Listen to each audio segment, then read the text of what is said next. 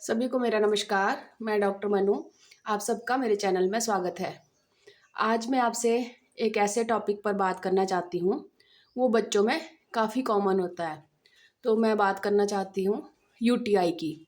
UTI मतलब urinary tract infection.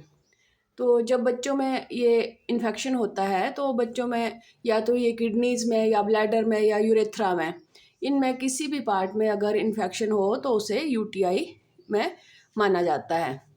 तो बच्चों को ये इन्फेक्शन कैसे होता है? तो सबसे पहले तो ये बात ये है कि जब बच्चे टॉयलेट करते हैं या स्टूल पास करते हैं तो उनकी जो हाइजीन है थोड़ी प्रॉपर नहीं होती।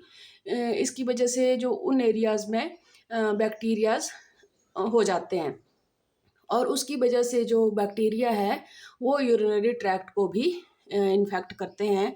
वो अंदर एंटर कर जाते हैं, या तो यूरेथ्रा में या ब्लैडर में या किडनीज़ में पहुंच जाते हैं और इन्फेक्शन कॉज करते हैं।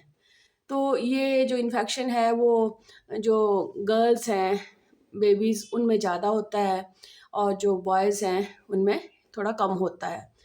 तो इसमें अगर ये यूरेथ्रा में है तो इसे यूरेथ्राइटिस कहते हैं, अगर ये ब्लैडर में है तो सिस्टाइटिस कहते हैं और अगर ये किडनीज़ में है तो पाइलोनेफ्राइटिस कहते हैं।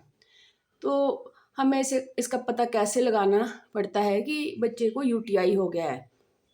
तो जब बच्चे यूरिन पास करते हैं तो उनको पेन होता है, वो यूरिन पास नहीं करना चाहते हैं, बर्निंग सेंसेशन होती है, उनको लोअर एब्डोमेन में पेन होता है और वो उनका खाने का मन नहीं करता, चिड़चिड़ापन रहता है और अगर इन्फेक्शन ज़्यादा हो जाए तो फ़ीवर भी होता है और वो शिवरिंग के साथ फ़ीवर आता है और बच्चे बार बार पेन पेन एब्डोमेन की शिकायत करते हैं और उनका जो यूरिन है वो फाउल स्मेलिंग होता है।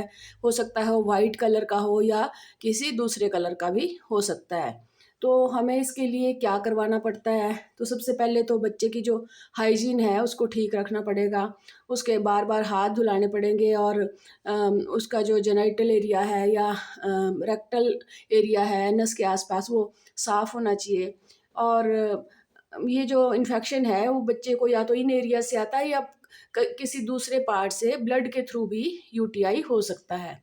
तो इसके लिए हमें सबसे पहला तो है कि यूरिन टेस्ट करवाना पड़ेगा। इसमें जब हम यूरिन टेस्ट करवाएंगे तो उसमें पस सेल्स आ सकते हैं, कई बार आरबीसीज भी आ सकते हैं, तो एपिथेलियल सेल्स आते हैं। तो इसका मतलब है कि बच्चे को यूटीआई हो गया है। तो इसके लिए हमें डॉक्टर को दिखाना चाहिए और वो जैसे भी मेडिसिन बताएं वो पूरा कोर्स बच्चे को मेडिसिन का करवाना चाहिए। तो इसके साथ साथ ही हमें और चीज़ें क्या कर सकते हैं, बच्चे को पानी हमें ठीक देना चाहिए, पानी वो ठीक पिए ताकि वो जो बैक्टीरियाज है उसकी फ्लशिंग हो जाए, वो बाहर जाए। उसके बाद ही हमें जैसे कोकोनट वाटर दे सकते हैं या जौ का पानी भी इसमें इफ़ेक्टिव है।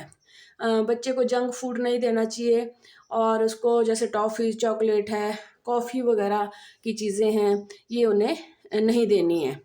और जब बच्चे को यूरिन पास करना है तो उसको रोकने के लिए नहीं कहना है। जो भी यूरिन स्टूल वाली जो अर्जिज़ हैं उनको रोकना नहीं चाहिए और साफ़ जगह बच्चे को रखना चाहिए और साफ़ पानी, साफ़ खाने की चीज़ें, सफाई का बहुत ध्यान रखना चाहिए। और इसके साथ ही जो क्रैनबेरी जूस एक होता है, ये यूटीआईज़ के लिए बहुत अच्छा है।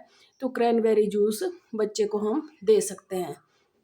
इसके साथ ही अगर हम आयुर्वेद में देखें तो पित्त वाली चीज़ें हमें नहीं देनी है, स्पाइसी चीज़ें नहीं देनी है, खट्टी चीज़ें, तली चीज़ें, ये चीज़ें नहीं देनी है। बाकी जंक फूड अवॉइड करना है और इसके साथ ही चंदन की चीज़ें जो हैं वो इसके लिए इफ़ेक्टिव है, सारीबा इसके लिए इफ़ेक्टिव है, एस्पैरेगस इसके लिए काफ़ी इफ़ेक्टिव है, गोक्षुर इसके लिए इफ़ेक्टिव है, पुनर्नवा है और आंवला है और धनिए का पानी है। ये चीज़ें जो हैं यूटीआई में काफ़ी अच्छा काम करती हैं। तो हमें घर में कुछ नहीं करना है, ज़रूर डॉक्टर के पास ले जाना चाहिए। तो ये जो यूटीआई की प्रॉब्लम है ये ठीक हो सकती है।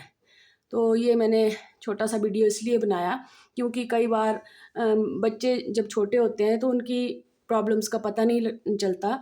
पेरेंट्स को लगता है कि इसके पेट में दर्द है, पर होती उसको यूटीआई की प्रॉब्लम है, तो उसे टेस्ट करवा के ही हम पता कर सकते हैं। तो आपको मेरा वीडियो कैसा लगा? अगर आपने मेरा चैनल अभी सब्सक्राइब नहीं किया है तो ज़रूर करें। मैं ऐसे ही छोटे छोटे वीडियोज़ के साथ आपसे फिर मिलूँगी। नमस्कार।